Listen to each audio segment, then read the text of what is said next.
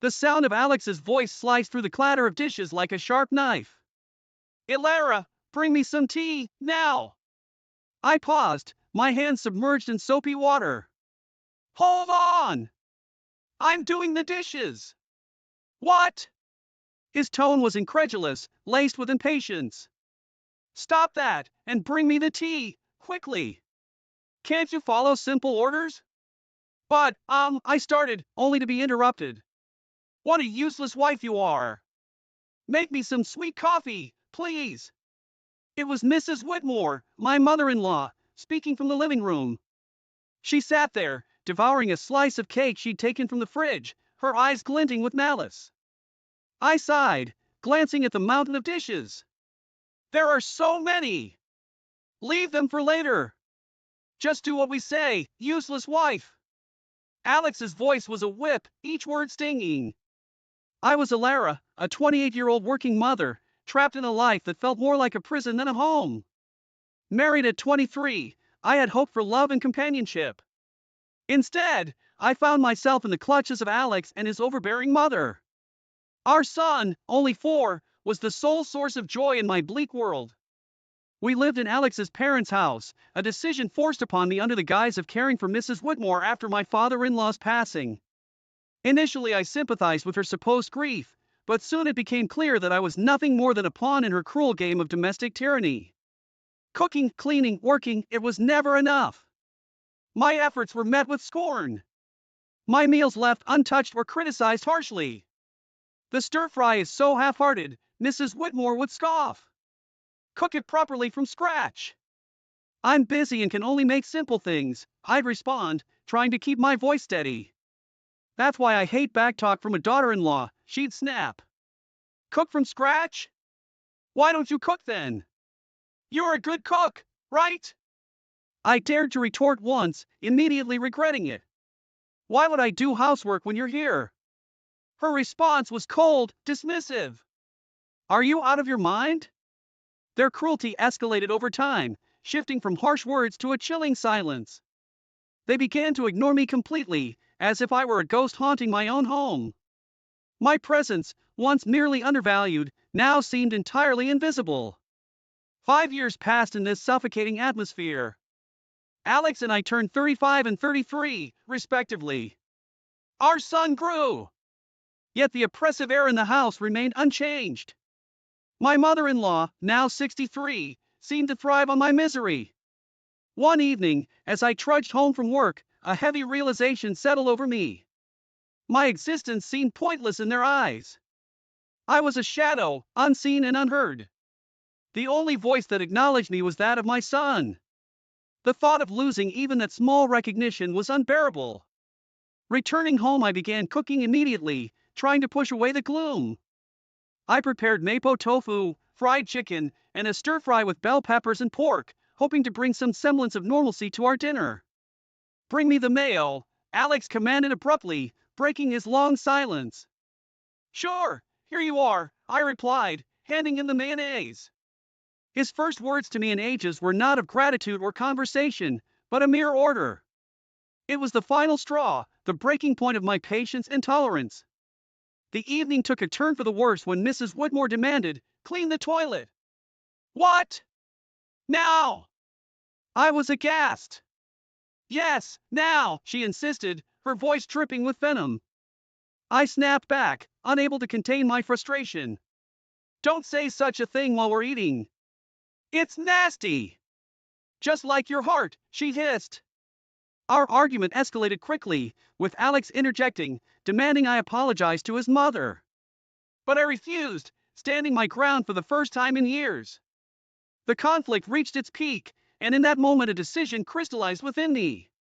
I needed to escape this toxic environment, not just for my sake but for my son's as well. I retreated to my room, my resolve hardening. I downloaded divorce papers, filled them out, and slammed them in front of Alex. His shock was palpable, but I felt nothing but a cold determination. "I'm filing these," I declared, my voice steady. As I stood there facing my husband's bewildered expression, I realized I had finally stepped out of the shadows. It was time to reclaim my life. The days following my declaration of divorce were a whirlwind of cold glares and biting remarks. But amidst this storm, I found an unfamiliar sense of liberation. One evening, as I served dinner, Mrs. Whitmore looked at the meal with disdain. "You call this food? Even a child cooks better." I bit my tongue, focusing on my son's smiling face. "Eat up, sweetheart. I made your favorite tonight." Alex chimed in, his voice dripping with sarcasm.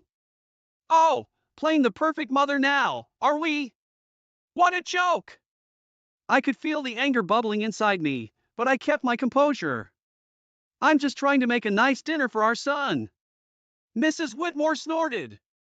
"Don't act high and mighty. You're just a burden in this house." The tension at the table was palpable. Alex's attempts to belittle me only intensified. "So, Alara, have you thought about how you'll survive after the divorce? You can barely keep a house, let alone your own life." I looked him straight in the eye. "I have been supporting this family for years. I'm not worried about taking care of myself and our son." His smirk faded slightly, a flicker of unease crossing his face. Mrs. Whitmore quickly intervened. "Don't be absurd. You need us more than we need you." The conversation turned to finances, a topic they usually avoided. "You do realize that without my salary, this household would crumble?" I stated, more to myself than to them. Mrs. Whitmore scoffed. "We'll manage. We don't need your pity money." But Alex's silence spoke volumes. He knew the truth. Without my income, they would be in dire straits. In the following days, their behavior became increasingly erratic. Mrs. Whitmore would oscillate between trying to sweet-talk me into staying and hurling insults when I didn't comply. Alex, on the other hand, seemed lost, his arrogant facade crumbling as the reality of his financial dependence became undeniable. One afternoon, I overheard a conversation between them that chilled me to the bone. "She can't leave us like this," Alex hissed. "We need her money." Mrs. Whitmore's reply was cold and calculated. "Don't worry. I have a plan. We'll make her life so miserable she won't dare to leave." Hearing their true intentions laid bare was a revelation. They didn't care about me or even our son. It was all about control and money. That night, as I lay in bed, a plan began to form in my mind. If they wanted a battle, I would give them one. But it wouldn't be fought with words or petty arguments. I would hit them where it hurt the most, their pride and their pockets. The next morning, I started putting my plan into action. I contacted a lawyer, a sharp, no-nonsense woman who came highly recommended. "I want a divorce, and I want to make sure they don't get a penny more than they deserve," I told her. She nodded, her eyes glinting with determination. "We'll make sure of that. You've been the sole breadwinner, right? We'll use that." As the days passed, my resolve only grew stronger. I started documenting everything, the insults, the financial manipulation, even the smallest of grievances. It was time to turn the tables. It was time for them to face the consequences of their actions. And as I built my case, a sense of empowerment filled me. For the first time in years, I felt like I was in control of my own destiny. The shadows of contempt were slowly lifting, and in their place a new dawn was emerging. As the divorce proceedings began, the atmosphere in the house grew increasingly toxic. Yet, with each passing day, my sense of fear diminished, replaced by a steely resolve. One evening, Mrs. Whitmore tried a different tactic. "Ilara, dear, why don't we forget all this nasty business? You know we're family." Her words dripped with insincerity. I met her gaze, unwavering. "Family doesn't treat each other the way you've treated me." Alex, who had been quietly observing, scoffed. "Oh, playing the victim now? You're not as innocent as you pretend to be." I felt a surge of anger, but kept my voice calm. "I'm not playing anything, Alex. I'm just no longer willing to be your scapegoat." The conversation turned, as it often did, to finances. "You think you can just take our son and leave? How will you support him?" Alex challenged. I smiled, a small, confident curve of my lips. I've been supporting this family for years. I think I can manage.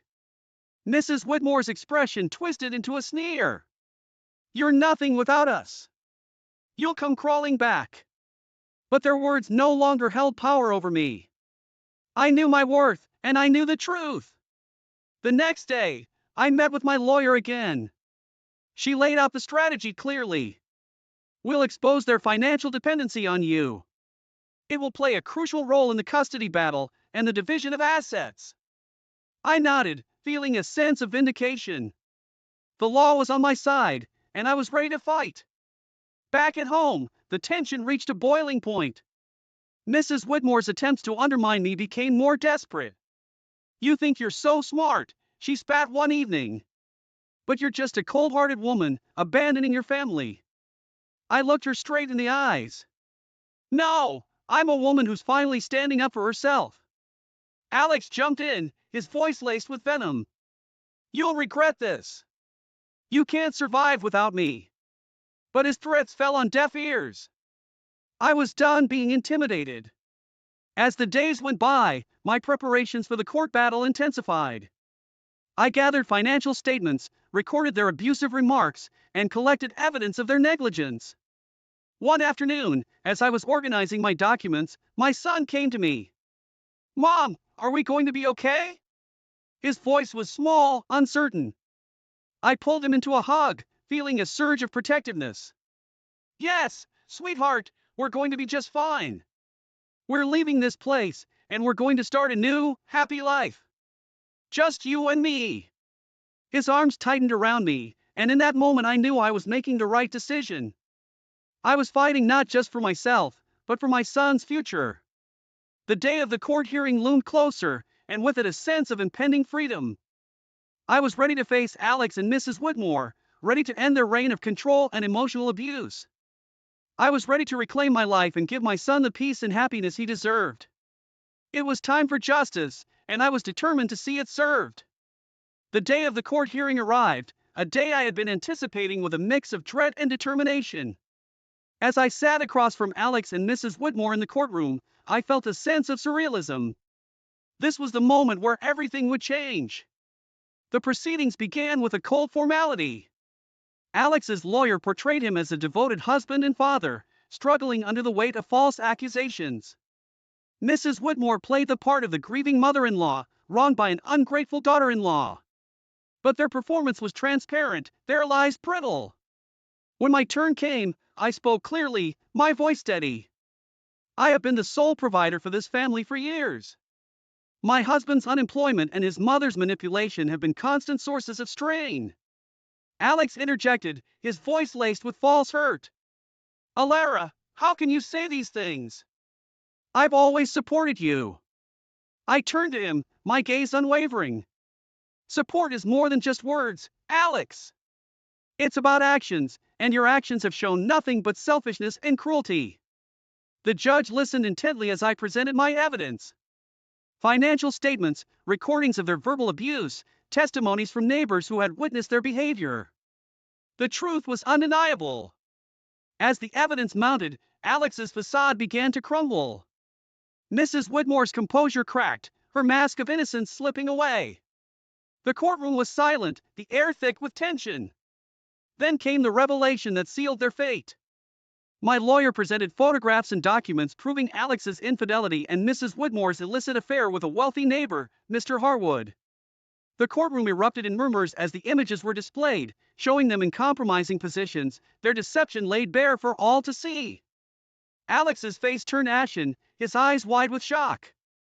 Mrs. Whitmore's expression twisted into one of fury, her hands trembling. You invaded our privacy! Mrs. Whitmore shrieked, her voice shrill. I looked at her, my voice calm but firm. No, I exposed the truth, a truth that you both have been hiding for too long. The judge called for order, but the damage was done. Their credibility was shattered, their lies exposed in the harsh light of the courtroom. As the hearing came to a close, the judge's verdict was clear. I was granted full custody of our son and a fair division of assets was ordered. Alex and Mrs. Whitmore were left with little more than their shattered reputations. Walking out of the courtroom, I felt a weight lift off my shoulders. The years of manipulation and emotional abuse were finally over. I had stood up to my oppressors and emerged victorious. But the sweetest moment came when my son ran into my arms outside the courthouse, his face bright with relief and happiness.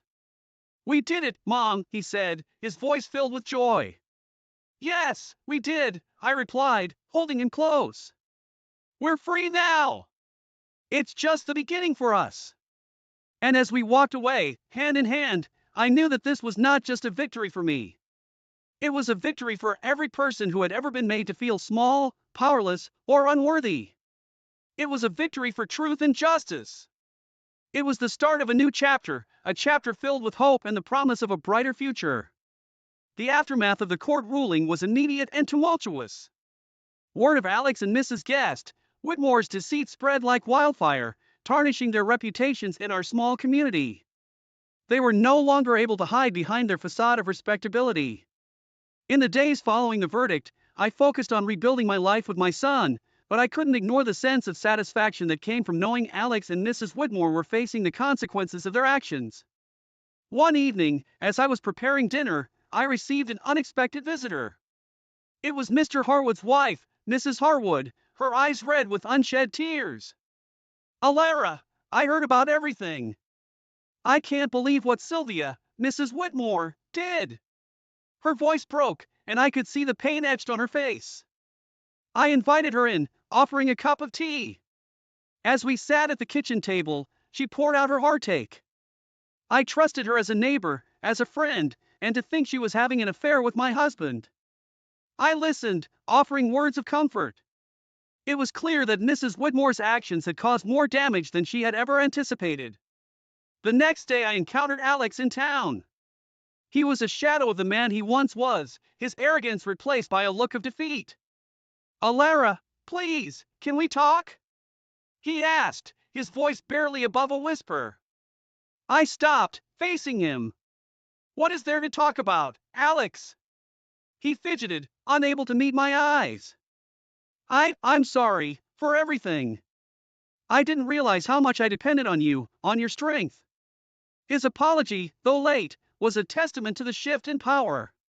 He had lost everything, his dignity, his home, his family, and in that loss he had finally recognized his own faults. But it was Mrs. Whitmore who faced the harshest backlash.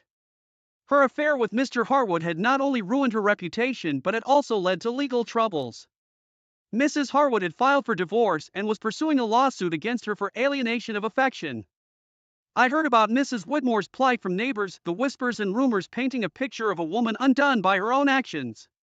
She had become an outcast, shunned by those she had once considered friends. One afternoon I saw her at the grocery store, her eyes downcast as she hurried through the aisles. Our paths crossed, and for a moment our eyes met. The look of resentment and defeat in her eyes was unmistakable. "You did this to me," she hissed under her breath as she passed by. I watched her go, feeling a mix of pity and vindication. "No, Sylvia, you did this to yourself," I whispered to myself. The tides of justice had turned, and the consequences of their actions were now inescapable. Alex and Mrs. Whitmore were living the life they had crafted through years of deceit and manipulation. And as I watched them struggle with the aftermath, I knew that best revenge was living well, free from their toxic influence. As I turned my focus back to my son and our new life, I realized that this was not just a story of revenge. It was a story of liberation, of breaking free from the chains of abuse and control. And as I looked to the future, I knew that the best was yet. My name is Darcy. I currently live in a single-family home with my husband Carlos and our daughter Nikki. Carlos and I met back in college and we instantly clicked. I was in the design department and he was studying law. We happened to be in the same club.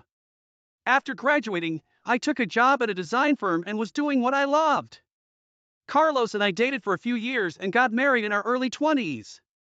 I continued to work during my early pregnancy, but once Nikki was born, I decided to focus on raising her. Carlos and others encouraged me to prioritize parenting, so now I work from home.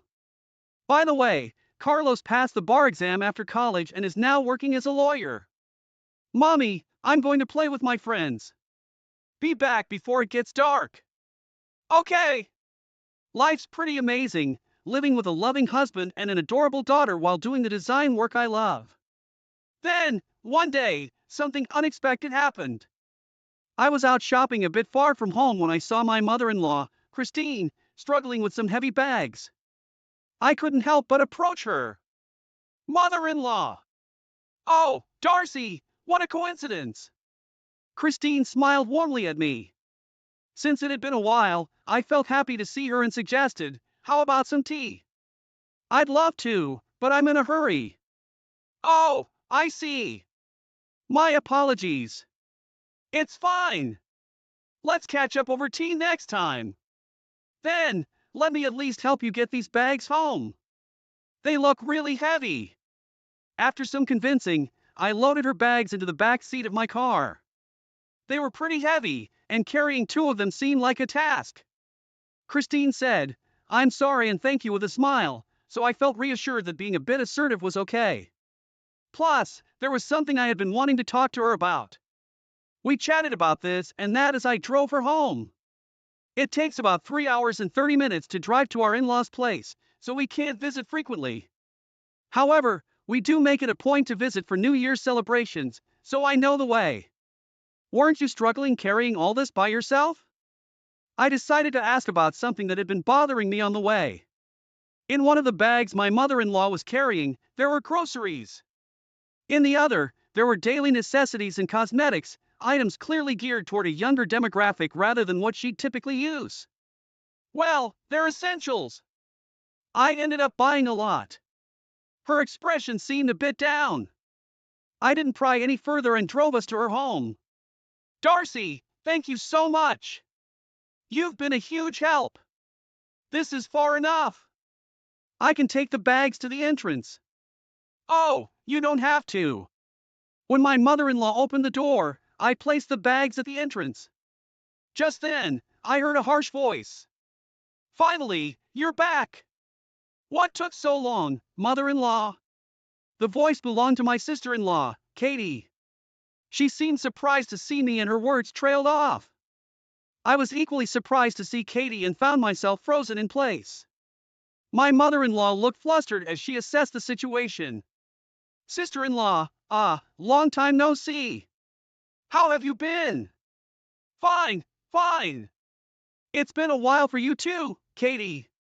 Saying that, I returned a smile to Katie. I hold back a sigh as I look at her.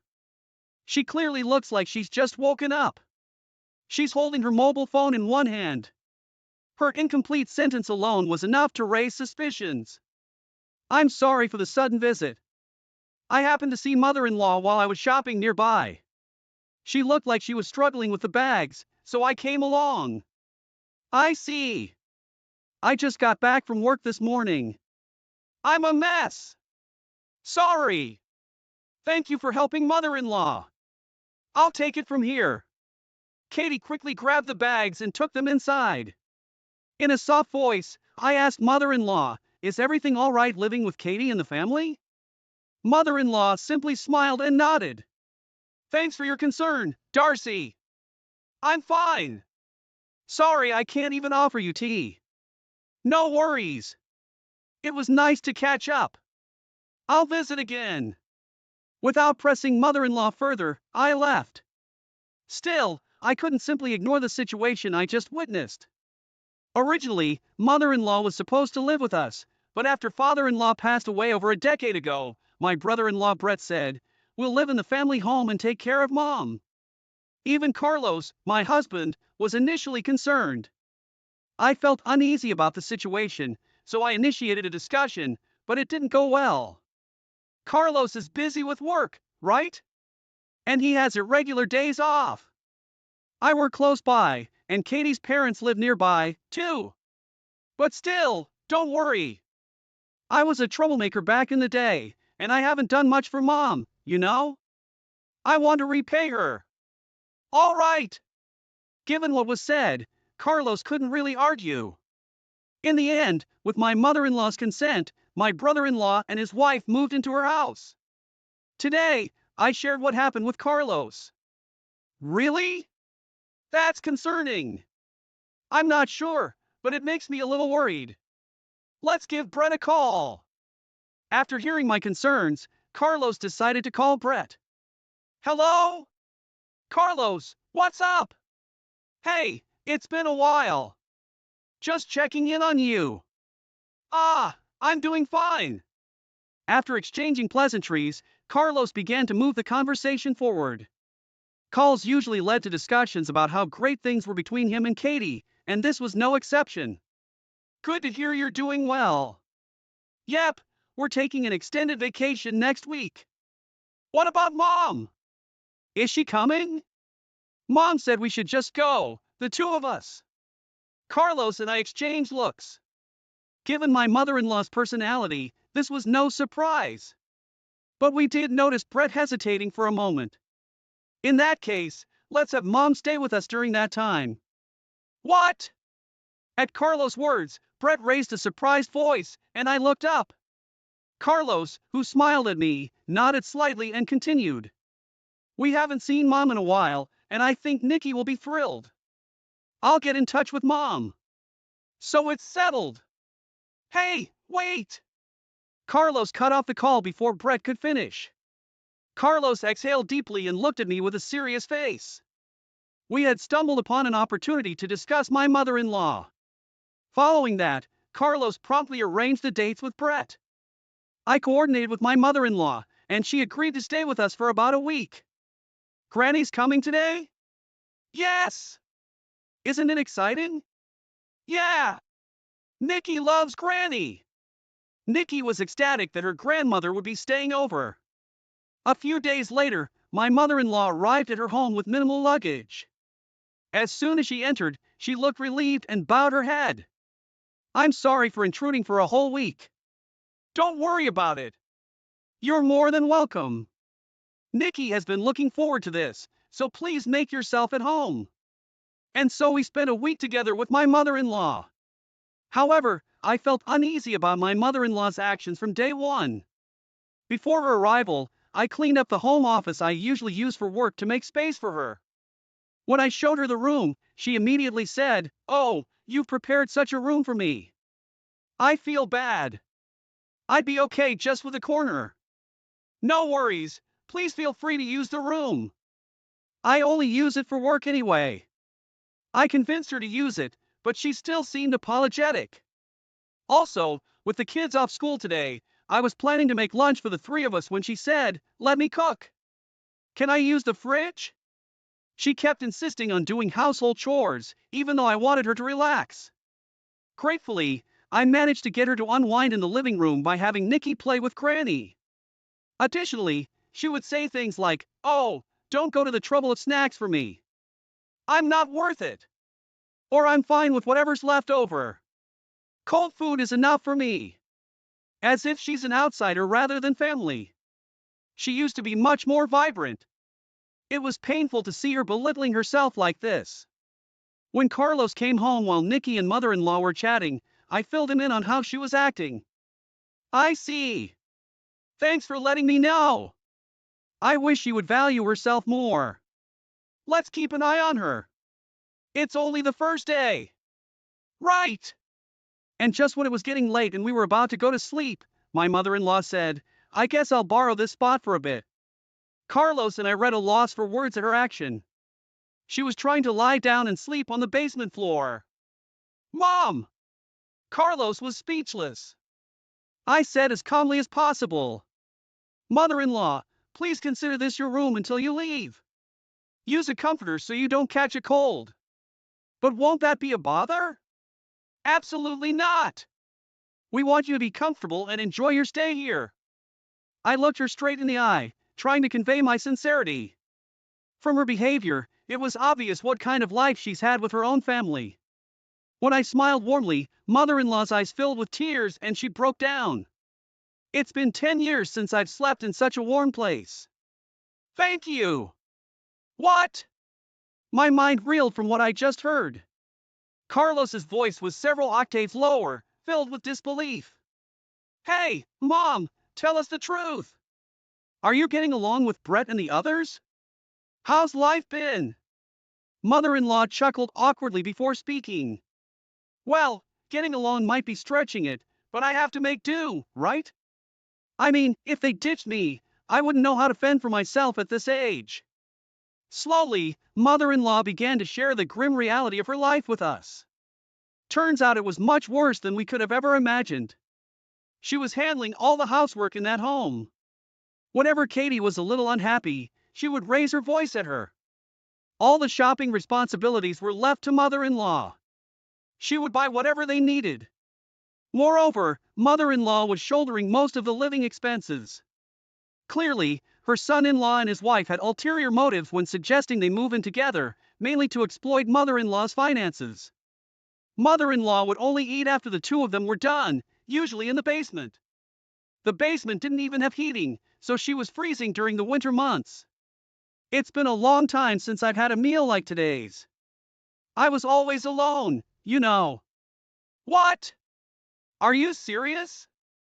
The reason mother-in-law wanted to sleep in the basement was that it had become the norm for her at her previous home.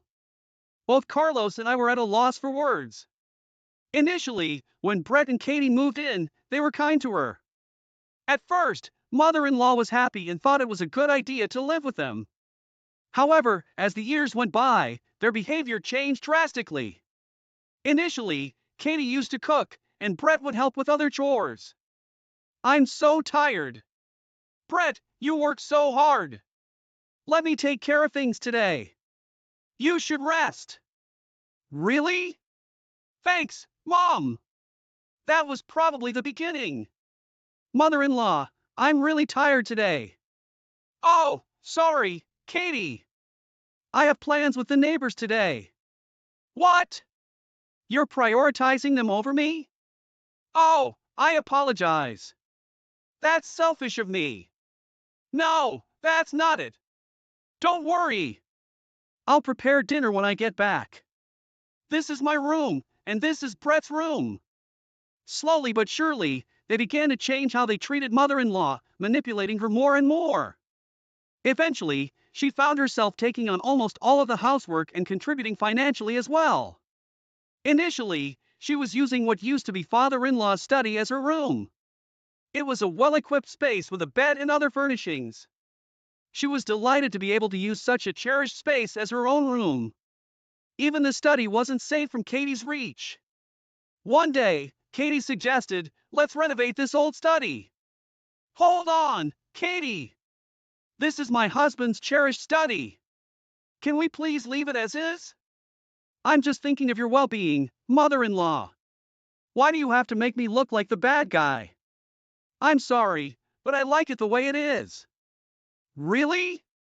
This room is outdated. It looks worthless. With that, Katie reached for a piece of glasswork. That was a music box made of glass, a favorite of my late father-in-law. He bought it during a trip they took together. It was something he treasured, but Katie deliberately dropped it. Oops, my bad. That wasn't on purpose. Wow, the glass is shattered everywhere. It's so dangerous. What a waste to keep this room the same, especially with all this junk. Please don't touch anything else. Who do you think you're talking to? Fine, I'll leave the study alone, but from now on, you take care of everything in the house. And with all this junk, it's too dangerous for you to sleep here. You should sleep in the basement. What? Any complaints? In the end, mother-in-law agreed and had to sleep in the basement. I felt like passing out hearing all these shocking stories. At the same time, I was angry with myself for not noticing sooner. I'm sorry, Mom. How could I have not realized? Don't blame yourself. I was hiding it too. Isn't it pathetic? The reason we never noticed was also because of a scheme by brother-in-law and his wife. Mother-in-law was only given a room when relatives gathered at her house, but the room was empty. No bed, no furniture. And if she dared to speak up, they threatened to demolish her study. They were only nice to her when people were around. We didn't notice because of that. If mother-in-law and I hadn't crossed paths that day, this might have continued even longer. The thought sends shivers down my spine. I always wanted to discuss this with you, but that study and that house are full of memories with my husband. Tears flowed freely from mother-in-law and I couldn't stop my own. Our precious mother-in-law had endured this for over a decade. I can't even imagine how tough it's been for her. Why would her own family do this? They're not human. I shouted and hugged mother-in-law tightly. Darcy, I'm sorry. I need to step out for a bit. After we cried together, Carlos gently rubbed my back and spoke softly. Don't worry, Darcy and Mom. I'll handle this. Please take care of Mom, Darcy. I nodded quietly. Got it. Leave mother-in-law to me. Carlos. I hugged our concerned-looking mother-in-law again, stroking her back to comfort her. Then I turned to Carlos and said firmly, go teach those awful people a lesson. Of course. Carlos chuckled and nodded, then left the house. Later, Carlos called to say he wouldn't be back until tomorrow evening. I shared the news with mother-in-law and we all drank warm milk trying to lighten the mood with some good stories. Nikki, who had heard the commotion, looked worried, joined us. I wanted to override at least some of the bad memories. Usually, I'd remind Nikki not to stay up late. But since tomorrow was a day off, the three of us enjoyed chatting until we were content. All right, that's enough for today. Mother-in-law, would you like to go shopping with us tomorrow? Ha! We can buy whatever you want and eat delicious food. There's a cute dessert place that Nikki loves. Why don't we enjoy a relaxed day, just the three of us? At my words, mother-in-law's eyes filled with tears again.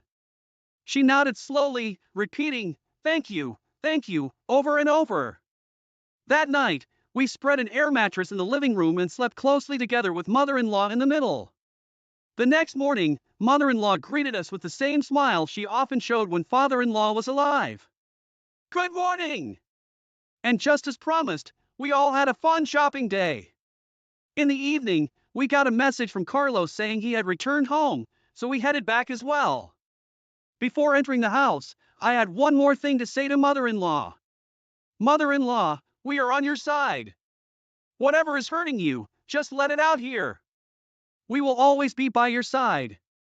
And me too. I'm on Granny's side as well. Mother-in-law nodded silently to our words. Welcome home. Sorry for leaving the house to you. We're back. Everything okay? Yeah, no issues here. Carlos greeted us with a warm smile. I had Nikki and mother-in-law wait in my home office. Walking into the living room, my eyes widened at the sight of brother-in-law and his wife sitting on the floor. Their hands resting on their knees were trembling slightly. Upon seeing me, they greeted me in a soft voice, their faces filled with apprehension. What happened? My inner voice showed plainly on my face, which I turned to Carlos, still smiling.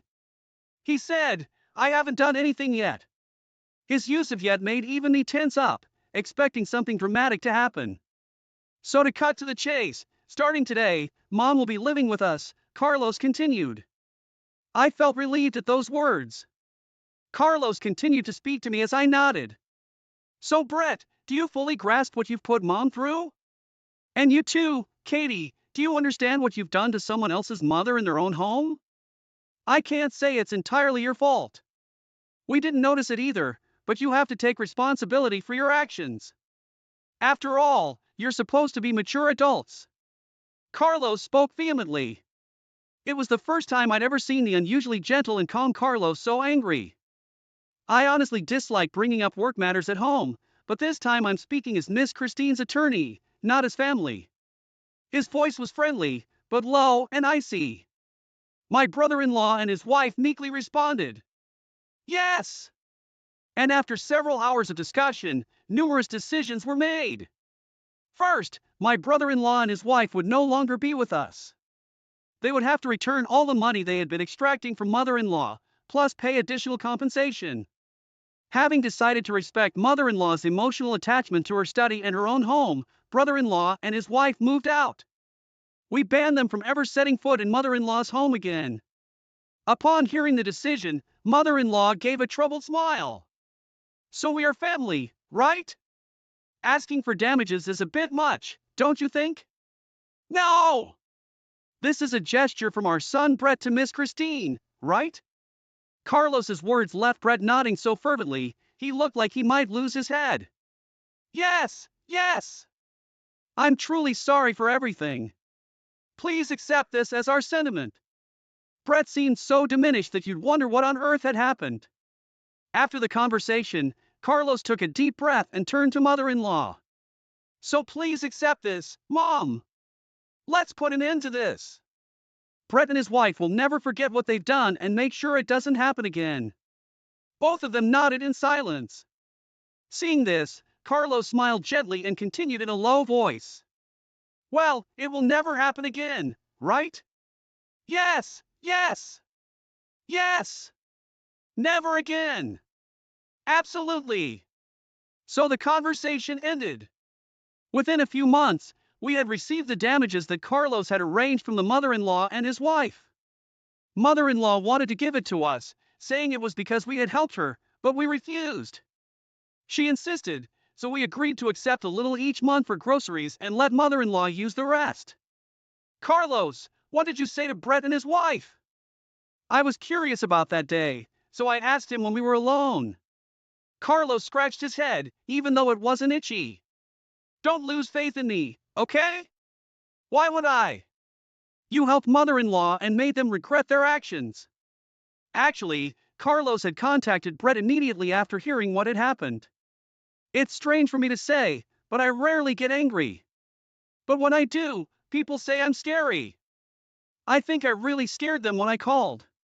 He told me where he was right away. Although a bit distant, he drove straight to the destination. Upon arriving, he immediately questioned the two. I couldn't let it go, especially because he's my brother and I had trusted him with Mom. I didn't know the details, but considering how scared they both looked, Carlos must have been terrifying when angry. On their way out, they bowed deeply, saying we're really sorry. Well, mother-in-law seems happy, and so does Nikki. I'm happy too. Thank you for sending up for us, Carlos, Darcy. I'll continue to do my best for our family. Even after everything, it's good to know we can still be a happy family. I'm grateful for my dependable husband and for mother-in-law who chose to rely on us. From now on, I intend to make up for the hardships by being a dutiful daughter-in-law and do my best. Why should I prepare food for you? You're not my bloodline. I don't even call you family. Don't get too comfortable with me. Why are you even here in this house in the first place? I asked my son and granddaughter to come over so I can spend some quality time with my family. Can you leave us alone? Awkwardness filled the living room of my parents-in-law's house. My mother-in-law, who he eliminated every time we saw each other, was a big pain in my neck. But one day... Mommy! Oh my God! It's Grandma! What happened? My blood drained from my face when my panic-stricken daughter told me what happened. My name is Amelia. I married my husband Peter when I was 25 and gave birth to my daughter Olivia when I was 29. I quit my job upon marriage and have been a housewife. I'm 39 now and my happy family of 3 live in a rented apartment. I live a fulfilled life, but there is one big problem. That is Judy, Peter's mother. Her behavior toward me has been the cause of my headache. Frankly speaking, she has been bullying me.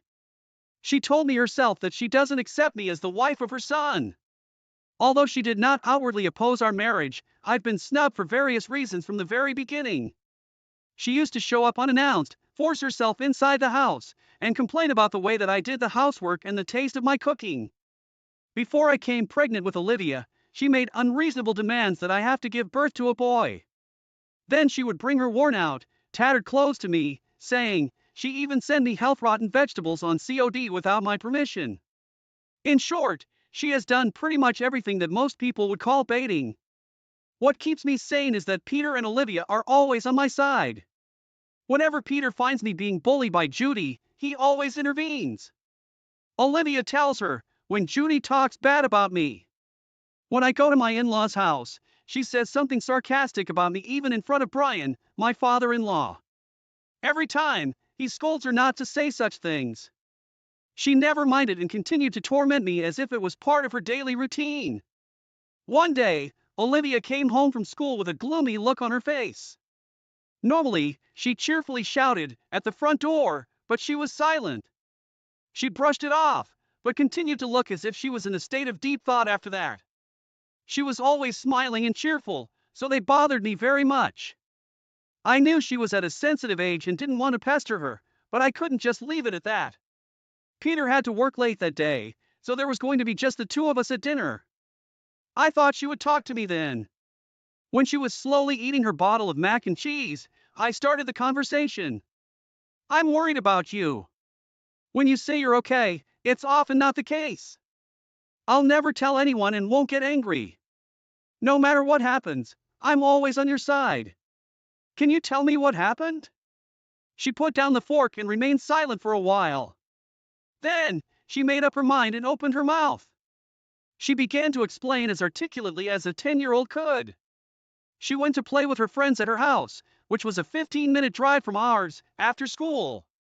She sometimes went there, and her friend's mom drove her back afterward. On the way home, when the car stopped at the traffic lights, she saw Judy working arm in arm with a young man she didn't know. She even saw them kissing. As soon as she realized it was her grandmother, she ducked down not to be seen. I couldn't believe my ears at that completely unexpected story. The idea of her being affectionate with another man in plain sight, close to her relief, was so abominable. It must have been traumatizing to witness such a scene for a 10-year-old. I soothed her and suggested she take an aroma bath. In the meantime, I went to the corner grocer and brought her favorite ice cream. Normally, I would not give her sweets before bed, but it was unlike any other day. She was looking gloomy for a long time, but she cheered up a little upon seeing the package, and by the time she finished eating, she was almost back to her normal self. Still, I knew her innocent heart was broken. I told myself to keep a close eye on her for a while. Then, Peter came home tired from work less than half an hour after Olivia went to sleep. I thought it was crude to tell him that his mother was having an affair with a young man, but I could not keep it from him. I taught him exactly what Olivia had told me. He was enjoying his beer in the living room, but when he heard the story, he covered his mouth with a hand and ran to the kitchen. He came back with a wobbly step and mumbled weakly. Seriously? I could feel his pain and disgust. When he calmed down, we discussed our plans. What are we going to do about it? Shouldn't we let Brian know? Well, we can't just leave it like this. If we were to tell him we need to gather more evidence, I worry that she could make excuses if we only have Olivia's story. I agreed with him. We decided to ask a private investigator to look into Judy's infidelity. I was impressed by the work of a professional. The investigator gathered the evidence photos in no time after I requested them. There was a picture of Judy, dressed inappropriately of her age, embracing a young man. It was a sight I didn't want to see, but I had no choice but to confirm it. The investigator also found the identity of the young man. He was a college student who actively looked for older women. Judy had been contributing a considerable amount of money to him. There was also a photo of them entering a designer's brand boutique. It didn't look like adultery, but rather she was being swindled by the young man. Anyway, there was no doubt of infidelity, and she must have been aware that it was cheating on her part. We got concrete evidence to trap her in. We weren't going to let her get away with it. The only thing left was when to tell Brian. While Peter and I were waiting for the right moment, Judy called him asking him to come over on the weekend. That was great timing. If I went there, she would most likely find a way to bully me. I was certain of that from my past experiences. If that were the case, I could expose everything then. Who would be laughing in the end? The weekend had arrived. I was usually depressed about visiting Judy, but I couldn't wait to see her that day. I could finally reveal her misdeeds. While I was imagining this and that, my family and I arrived at my in-laws' house. As soon as we parked the car, Judy opened the front door with a smile on her face. Oh, you're here! Hi, Peter and Olivia. Welcome! I've prepared a delicious lunch and it's waiting for you. Come on in! As I had expected, her bullying started right away. She acted as if I were not there. She turned her back on me and didn't make eye contact. Even though I was annoyed by her boldness, I tried to think it wasn't a big deal and called myself. Peter was about to say something to her, but I stopped him. We needed to be patient. It wasn't better to let her carry on with it and then knock her down. When we were in the living room, Brian was sitting on the sofa, watching TV. Oh, Amelia, Olivia, and Peter. Welcome. Nothing exciting here, but make yourself at home. He always called my name first. It might have been nothing to him, but it always made me very happy. As I exchanged greetings with him, Judy happily said, "We got a delivery for lunch. Come on, let's eat together. I'm sure the food is delicious." She laid out the plates on the dining table.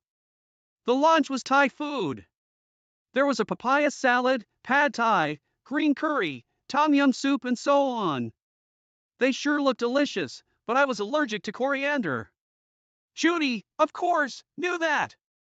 You know, Judy, I'm allergic to coriander, right? I'm sorry, but I can't eat most of them. She answered, I know that dismissively. Then words began to pour from her lips. I thought a dame inside her had broken. I don't need you to tell me what you're allergic to. I didn't count you in for lunch anyway. My family is only 4 of us. Brian, Peter, Olivia, and me. Why should I prepare food for you? Why are you even here? I invited Peter and Olivia to come over. What an inconsiderate person you are. She was unstoppable. Let me make this clear, Amelia. You should be ashamed of yourself for being a half-hearted housewife who doesn't even do housework and sits idle all day long. You shouldn't just take advantage of the kind and hardworking Peter. I mean, you don't work and you neglect your housework. What do you do all day every day? You're not having an affair with some guy, are you? Who knows? Me? Having an affair? Who was talking? Peter, who was standing next to me, gave out a groan of dismay. Well, it was about time. I couldn't believe she brought up the perfect subject herself. I asked Peter if I could bring it up. He nodded enthusiastically. Not only had she been nasty to me, but she had traumatized Olivia. I was going to make her pay for all of that. I took out the photo evidence from my bag and handed it not to Judy but to Brian. They looked at the pictures in confusion. At first, both of them seemed not to understand what they are looking at. But as soon as they realized, their faces changed color. Brian's turned red and Judy's turned white.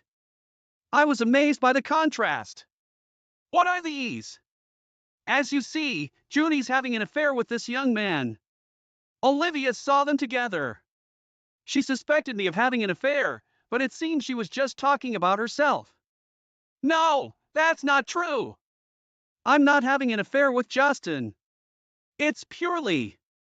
Judy was so panicked that she blurted out the young man's name. Brian got angrier and shouted, Who's Justin? I heard you brought a lot of things for him. A total of about a couple of thousand? No, I think it's more like a couple of 10,000. You're a housewife too, so where in the world did that money come from? It can't be the money Brian has earned, can it? Oh, you're so bad. You shouldn't take advantage of his kindness. I took the opportunity to press hard on her. Judy was horrified and even thought her mouth was moving nowhere came out of it. She probably never thought that I would talk back to her. Mom, Dad's been so good to you, hasn't he? Why do you have to cheat on him? I'm ashamed of you for not only bullying Amelia, but doing unspeakable things behind his back. You don't love Grandpa? I feel sorry for him. I don't like you, Grandma. Peter and Olivia was blaming her harshly. I knew something was fishy. You've been sneaking out day and night lately. I checked your bank account and found that you had been withdrawing little by little. I never thought that you were having an affair with such a young man. Brian shook his head in disbelief. Pushed to the edge, Judy somehow rebounded and lifted her chin in defiance. What I do is none of your business. I will live my life the way I want to. Brian erupted with anger at her attitude and shouted at her to get out of the house. His fury didn't subside after that, and the two ended up filing for divorce. Judy had no income and no savings, so she could no longer contribute to her beloved Justin. He simply abandoned her. How did I find out? Judy told me herself. She was so desperate that she turned to us and stormed into our house. She hoped that we sympathized with her if we knew her devastation. I only have you to rely on, Peter. I can't get in touch with Justin anymore. Please, I apologize to you too, Amelia. I don't trust you anymore. Why don't you just live your life the way you want to? Like you said before, not my business. Of course, we had no sympathy for her. I would never forgive her for traumatizing Olivia. Eventually, we called the police to remove her. Brian had gone around telling all the relatives that Judy had an affair and that she bullied me, so she couldn't rely on them either. I heard that she was living alone in a shabby apartment and continued to pay alimony. She has truly brought this on herself. On the other hand, Brian decided to move in with us since he became alone. He's better with children than I expected. He takes Olivia to various places on weekends. Olivia also enjoys hanging out with him and seems to be gradually forgetting about Judy. Furthermore, he's helping me with the housework, saying he feels bad for living rent-free.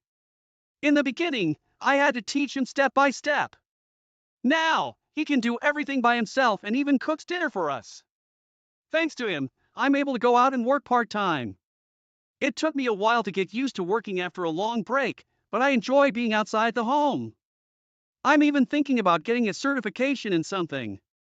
Since Brian has moved in with us, I can feel the quality of our life improving. He protected me when Judy bullied me and is still supporting me in many ways. Judy was truly an idiot to betray such a nice man.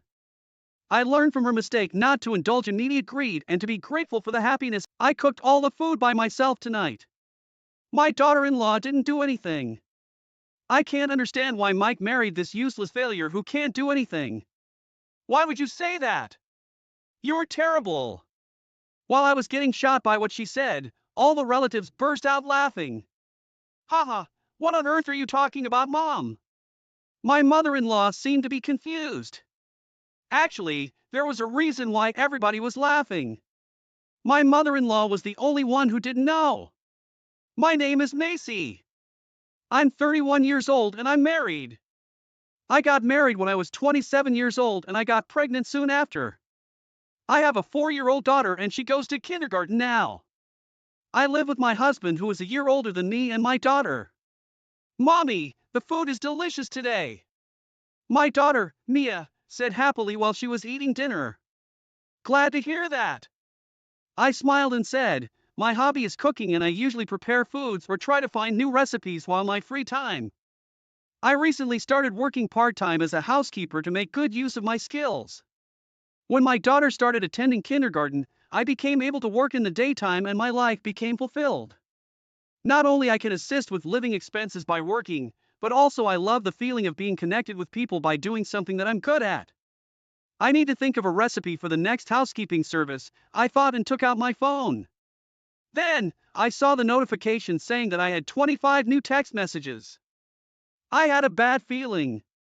As I had anticipated, all the messages were from my mother-in-law. I've turned off the notification sound on my phone so I only check my messages when I activate my screen. My in-laws live in a city nearby and it takes 1.5 hours to get there by car. I wanted to keep a comfortable distance from my in-laws and my husband showed understanding in it. But my mother-in-law kept saying to me, stop making excuses, just come to help us. You're living on Mike's income. It's not possible for you to be occupied with your part-time job. When do you plan on coming to do the housework? Isn't Nia already in kindergarten? You must have a lot of free time. What are you doing at home? Mia talks too much just like you. I hope you'll have a boy next time. All the texts were these kind of depressing messages. Why does she have to send me the messages that will make me unhappy? I sighed and flopped onto the couch. Are you all right, Mommy? With a concerned look, my daughter glanced at my face. Then, my husband came home. I'm back. I was overwhelmed by the large number of complaints that my mom sent me. Did she send them to you too, Macy? He asked me, but when he saw my exhausted face, he seemed to have understood. I knew that you got them too. You know that my mom is such a moody person, so don't worry about it too much. Okay. She has been asking me to help with the housework at her house, but their house is not that close and I also have a job, so I guess it's difficult for me. You don't have to go. I'll tell her by myself too. If we lived closer, it would have been much worse. I haven't told my mother-in-law that I'm working as a housekeeper yet. I only told her that I have a part-time job. If I tell her the truth, I can easily imagine what she would say. Besides, I'm worried about another thing. My mother-in-law doesn't seem to have much love towards my daughter. It seems that she wanted to have a grandson instead, and she didn't even send gifts to Mia when she was born or entered kindergarten. Even if she is acting like that, she still wants me to do the housework for her. To be honest, I don't feel like helping her even though she is the mother of my husband. Thanks, Mike! We have our own life. Wait me for a while. I'll warm up your food. After he came home, I started feeling better. I stayed in the kitchen in high spirits and tried to forget about the messages I read earlier. But one day after a while, my husband talked to me hesitantly. Macy, I know you won't be happy, but I got a message about the annual dinner party on July weekend, and they're going to have it at my parents' house this year. Oh, really? Maybe they couldn't make a reservation at the restaurant in a hotel we usually use. I got it. To tell the truth, I prefer meeting the mean mother-in-law outside.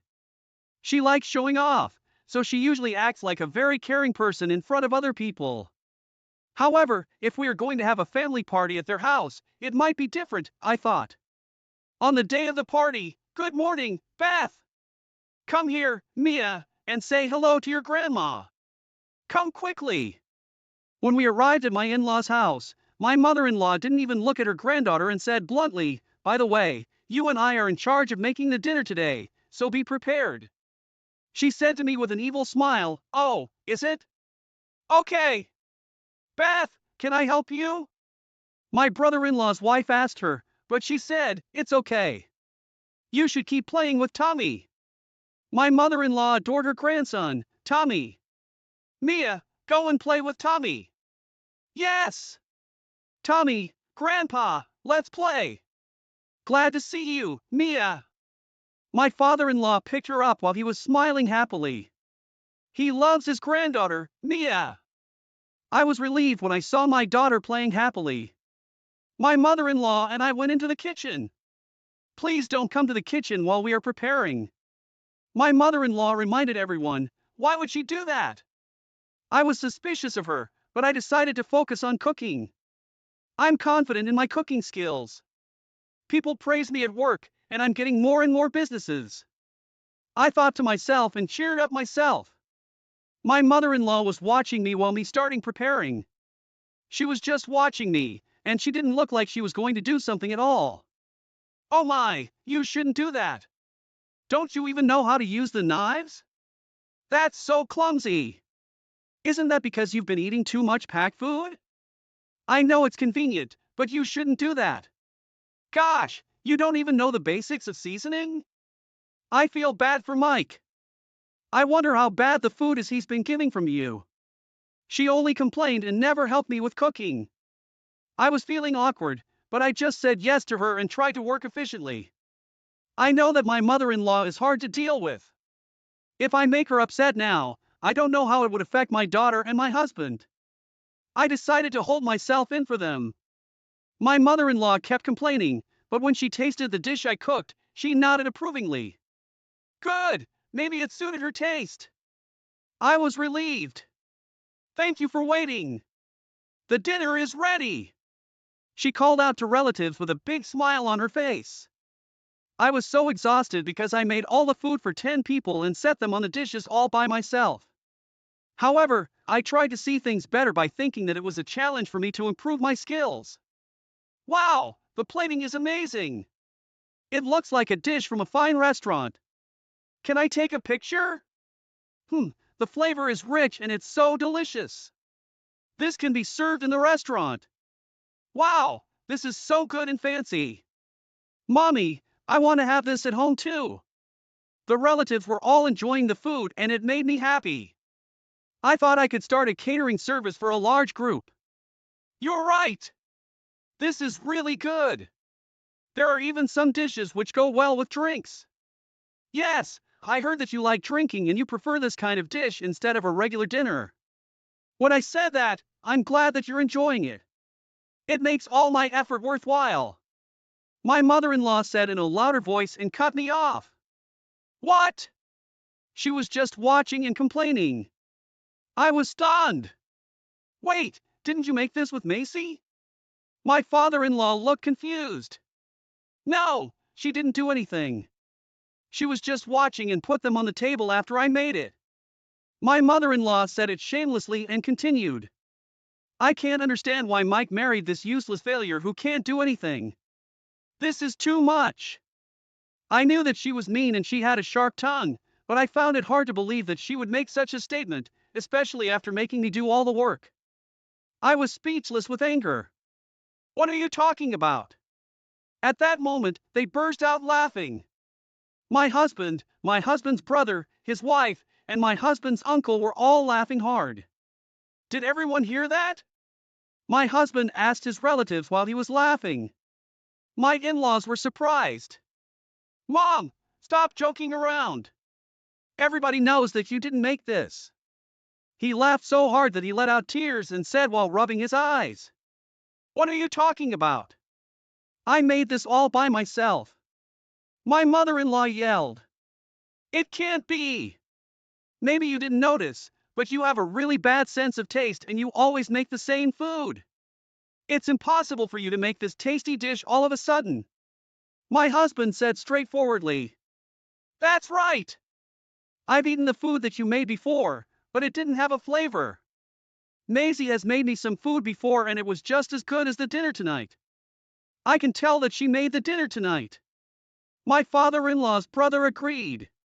Yeah, my mom's food is always dry and doesn't have a taste. I was disappointed when my mom told me that we were having dinner at her house tonight, but I ended up having amazing food. Thank you, Maisie. My brother-in-law agreed as well. All the relatives said that the food she makes is not good. My mother-in-law lost face and she pointed her anger to me. Hey, Maisie, you never come and make a dinner for us, but you went to my brother-in-law's house and made dinner for him? What's up with that? She glared at me and blamed. I went to his house for my housekeeping service. His house is within my service area. I told her the truth. If you pay me the fee, I'll come to your house too. I said so even though I felt a little bit bad because she called me a failure earlier. What? Fee? You, a daughter-in-law, shouldn't say that. If you have time to do the housework for strangers, you should do it at your in-law's house and be useful. You should never ask for money from it. I knew that she would say something like this if she finds out that I'm working as a housekeeper. It was exactly the same as I had imagined. When she was yelling at me about something old-fashioned like this, my husband cited me. The reason why we can send you money is because Maisie is making money with the housekeeping service. That's right. I've been sending half of my salary to her. What do you mean by sending us money? I don't know anything about it. What? Didn't you know about it? Mom told us that your salary had decreased and you can't pay for the loan for renovating the bathroom. She was begging so Maisie has been helping her. What? What did you tell them? My salary hasn't changed and we don't have a loan for the renovation. What the hell did you use the money for, Bev? Being accused by my father-in-law, Bev turned pale. She looked down and didn't answer, so he said, You have asked me about stocks before. Did you use the money for that? She gasped. Actually. She started talking little by little. Actually, I had tried to invest on the stocks but I didn't do well and I took a large loss. To cover it up, I asked Mike and Maisie to send me some money. What? Why did you do that without telling me about it? He yelled, Mom, I didn't know that you had been lying to us. You didn't even try to get a job and you just made us pay for it. Maisie sent you the money she earned and you call her useless? How did you dare do that? My husband couldn't hold back his anger and yelled, I'm sorry. She apologized in a very faint voice. You're apologizing to the wrong person. Maisie, Mia, let's just go home. He said angrily, and he got us out of their house. On our way home, he said to me while he was driving, Maisie, I'm so sorry that you had to go through a hard time because of my mom. You don't have to send her money anymore, okay? Seeing him apologizing while frowning, I couldn't help laughing. Okay, I'll stop sending then. My mother-in-law's words hurt me so much, but I was feeling a lot better by his words. A few days later, my father-in-law also called me to apologize as well. Maisie, I'm so sorry about the other day. My wife was tricked by a guy who she met through a dating app and seems to have lost a lot of money. To cover that up, she tried to make money with the investment and she failed. She wanted to hide it from me, but she didn't want to work either. That's why she lied to you guys and made you send her money. It was a dating app. It wasn't just a loss from the investment, but the real reason was worse. That made me speechless. However, what I heard next was even worse. I always gave Bev some money for Mia so she can give some gifts to Mia on her birthdays. However, it seems like she was using the money also for the guy. I'm really sorry for that. Oh, really? I never knew that. I thought it was because you didn't like her. I didn't care so much about who gave the money to who and who didn't, but I was more shocked by the fact that she has been using the money for her granddaughter for herself. I was disgusted by it. I only drink and eat some appetizers at home, so I didn't really notice that the food my wife cooks is bad, but I can't believe she had the nerve to speak to you in that manner. He cleared his throat and said seriously, I'm considering ending my marriage with her. After she gets kicked out of the house, she might go to your house thinking that you guys would help, so please be careful. After this warning call from my father-in-law, we quickly made some arrangements for moving. We've been actually talking about moving for a while, and we're already interested in one house, so all we needed to do was sign in a contract. We have to get away from my mom. My husband was very serious. He was also shocked by the fact that his mother has been using the money for me and for herself. I have to protect my family. He seemed to have made a decision. We signed the contract and asked them to do the things quickly, and we were able to move into our new house 2 weeks later. A few days later, my mother-in-law called my husband. Hey Mike, I'm here at your house, but when I rang the bell, a stranger answered the door. What's going on? You should have told me if you have moved. I'm your mother. I heard her angry voice over his phone. The people from the management company must be coming and going at our old apartment. My husband replied calmly. Yes, we've moved. I didn't tell you because I have no intention to see you ever again. I don't want the mother who would trick and take the money from us to stay close to my family. He said it clearly and ended the call. Mike, are you all right? After he hung up, he was sitting down on the couch with an exhausted face. I got worried and asked him. Even if she is a horrible person, she is his mother. It's understandable. Are you all right, Daddy? Our daughter was worried as well and she looked into his face. I'm okay, sweetie. Come here, Mia. He sat and picked her up. Now that I don't have to send money to your mother, I can start saving money for Mia. I'm thinking about opening a bank account under her name. I said to him, trying to make it sound as cheerful as possible. I still can't forget what my mother-in-law said to me. Failure. Useless. Those mean words keep coming back to my head out of nowhere and it wrenches my heart. But it's okay. My husband understands my feeling and I have something that I want to protect. I'm going to make a new recipe for the job tomorrow. Saying that, I stood up and headed. I'm sorry for being insensitive the other day. That's what Eliza, who's usually sarcastic, said to me as she bowed her head. For all I know, maybe Eliza was genuinely apologizing this time, reflecting on her past behavior. I let my guard down because of her apology. Little did I know that a police-involved incident was about to unfold. My name is Lisa. I've been working as a daycare teacher, a dream job, since my childhood. My husband, Jace, and I have been married for 3 years now. As we were enjoying a lazy day off, a call came in from my mother-in-law, Eliza. You should come visit us soon. You haven't been home for 6 months. Upon hearing Eliza's voice, Jace made a face of annoyance. Though my in-law's house is just a 30-minute drive away, Jace never seems eager to visit Eliza. He's always been put off by his mother's excessive meddling and maintains some distance. Eliza has always thrown jabs at me, ever since we got married, as if blaming me for taking away her only son. Though I find Eliza difficult, I have no choice but to go when called. The last time she told us to visit and we didn't, she showed up at our house unannounced. To avoid that hassle, it's better to go see her before she takes matters into her own hands. Sure enough, upon visiting for the first time in 6 months, the sarcastic comments started flying. Every time I visit, I feel stressed, being pestered about not having children yet. You can't have kids because you're busy working. A woman should stay home. My father-in-law Derek, a retired middle school teacher, often had to work on weekends due to his hectic schedule. Housewife Eliza always boasted, I raised Jace all by myself. We can't make ends meet on my salary alone. Jace immediately encountered Eliza's snide remark. I want to work because being a daycare teacher was my dream.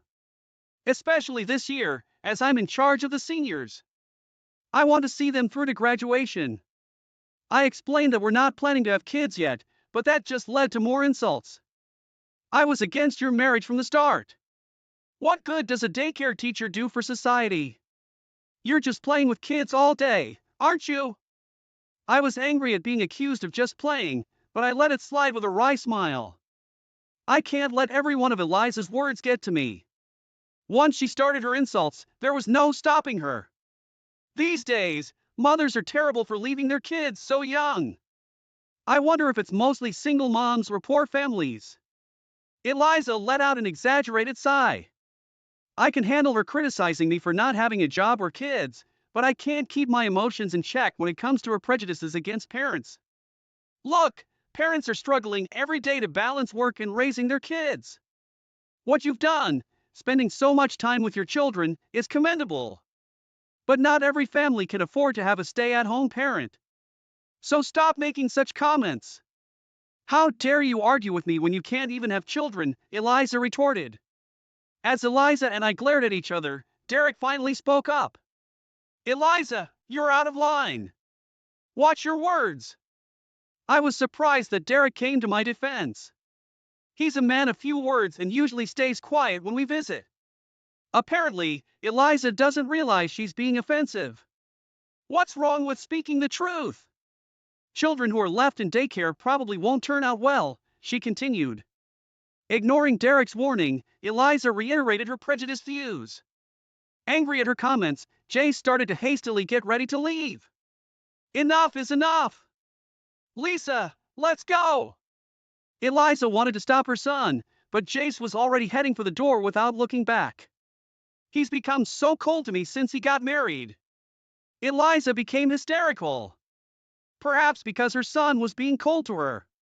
She blames me, but Jace's cold behavior isn't new. Ever since he moved out, he began questioning Eliza's excessive interference. I was shocked to learn. She'd go into his apartment with her own key and read all his mail. What are you standing there for?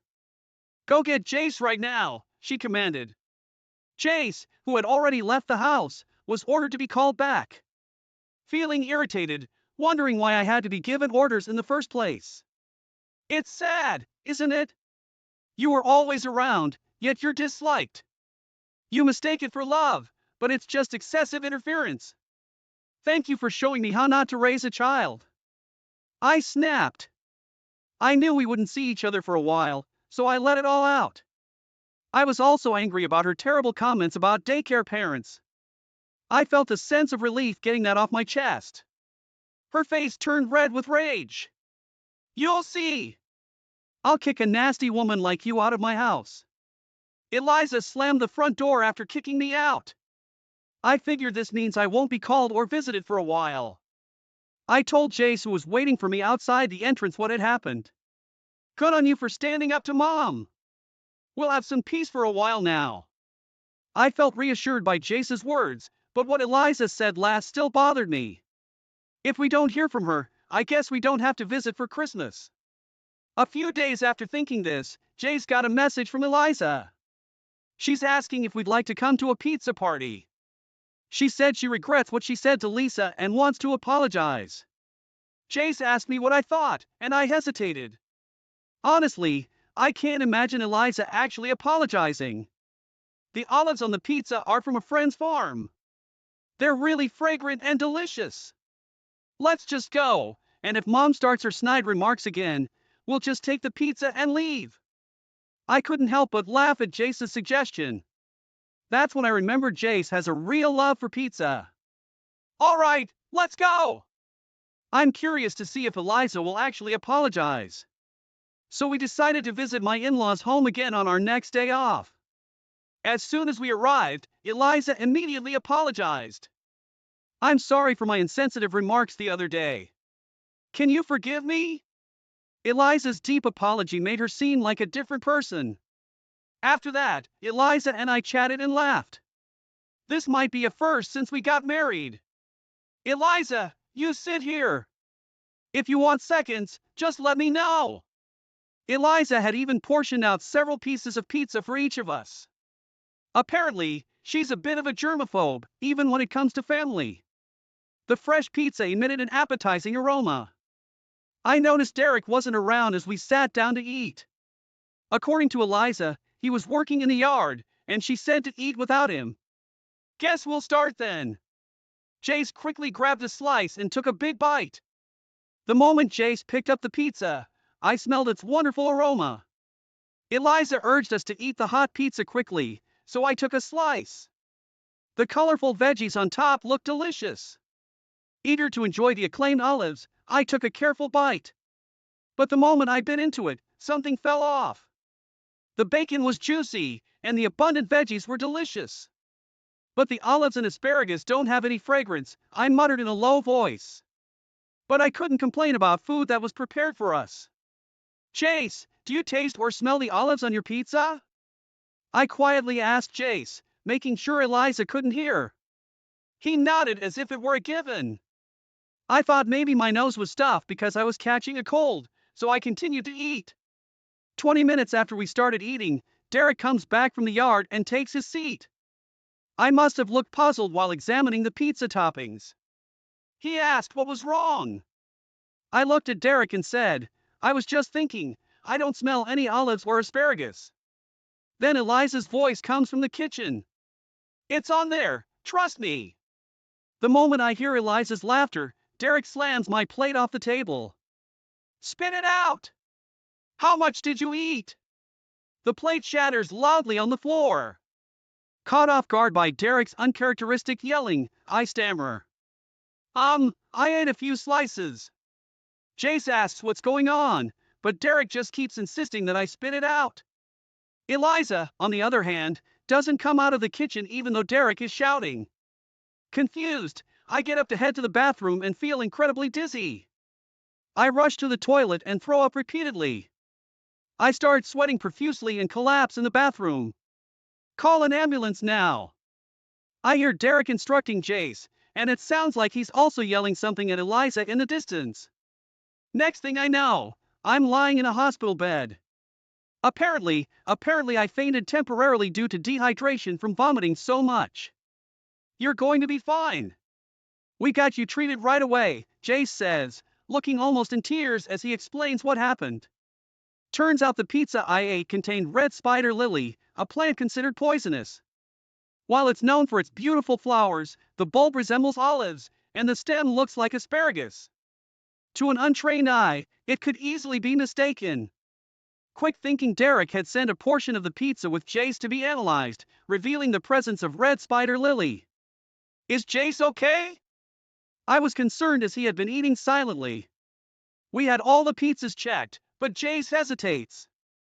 The only pizza that had red spider lily was yours, Lisa. Chills run down my spine at this revelation, meaning someone intentionally fed me the poisonous plant. And the only person who could have done that was Eliza, who made the pizza herself. The doctor at the hospital says they need to report the food poisoning incident to the health department and asks for details. After hearing the situation, the doctor clearly thinks Eliza's behavior is suspicious and suggests contacting the police. Jace agrees, but says he needs time to process everything. I can't think of her as my mother anymore. She's a criminal. What would have happened if Dad hadn't noticed? I recall seeing news about people dying from consuming red spider lily. The thought that I could have been one of them terrifies me. First, I want to talk to Derek.